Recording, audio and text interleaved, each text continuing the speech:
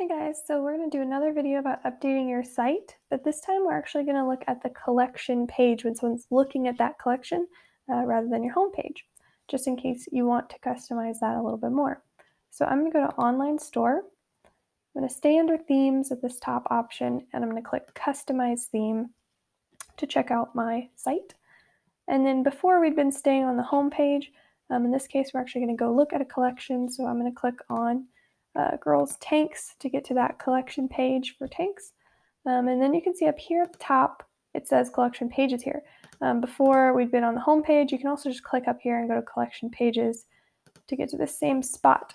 So this is what it looks like when someone clicks to that collection. In the section pane, we only have one section here, collection pages. I'm going to click that, and I have a little bit of control about how things display on my site. So I've already updated mine, but I dragged this slider all the way to the right to have the maximum possible products on a page. I think by default it was like fewer like this, where you can see bigger picture, but you have to click through a lot of pages. So I preferred to have more items on a page, and that's how you would do that, is just slide that over.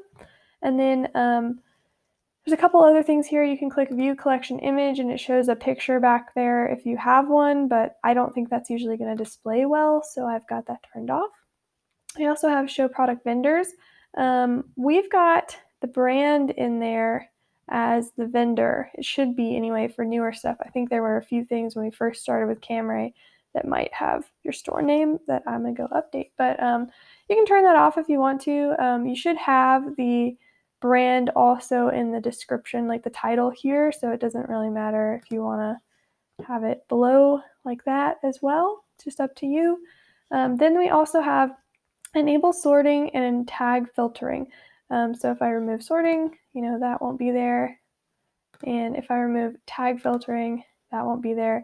The thing about tag filtering, right now, it's just going to show every tag applied to products. So this is going to include the brand and the sizes. They're kind of mixed in. So we can see these sizes here or those brands there. Unfortunately, there's not a great way in Shopify to handle that any better. We're looking at some different options that allow you to create tag groups. So you can create just a size filter, just a brand filter. So we're still looking into that. As soon as we have kind of like a recommendation or best practice, we will let y'all know and give you the information we have so that you can update your sites accordingly.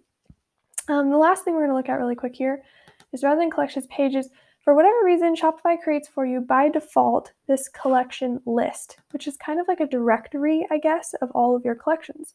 So rather than just the ones you've linked in your menu, it's every collection out there. Every collection out there that exists, and the image for them, which they might not all have images if you don't have any items in the collection. And there's just a lot. So this is a little bit busy. The thing to know about this, Shopify creates it by default, but unless you link to it, people aren't going to see it. So I think by default it was linked in the menu, like view all, the catalog or something. Maybe it went there. I don't remember. I think something in my menu went here, and I just removed it from my menu. So my option for view all takes me to new arrivals, and it's just going to be individual products because that's what I preferred. If you want to have them click to view this list of all the collections, you could do that too. It's kind of up to you. I would recommend probably just not linking to that, and then customers would never see it. If you do want to utilize this, though, we can customize it a little bit to show everything possible that exists, or just selected items. So like I did this as an example where I just selected a handful of them, just kind of the top ones, people like the more basic ones, so tops, bottoms, dresses, shoes. So it just shows a few. So if you wanted to create kind of a custom collection page and link to that, you can. I said this before in another video, but if you notice that some of these look a little funny, it's just because my laptop screen size right now is really strange. Normally on a mobile phone or like a regular laptop, it looks fine. So anyway, that's just a little bit more information about updating some things around your site. If you have any other questions, let us know.